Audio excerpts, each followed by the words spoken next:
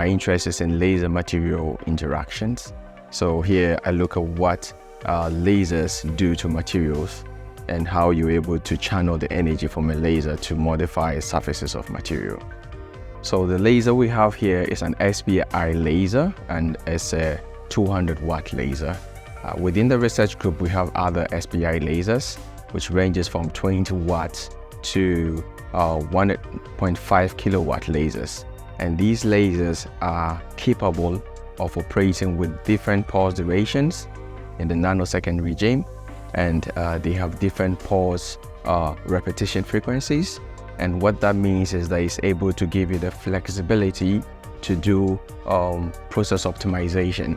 We've collaborated with a lot of industrial partners to demonstrate the ability of using these lasers for welding, for engraving, that is removing materials from the surface of a metal and then bringing two materials together in the welding process.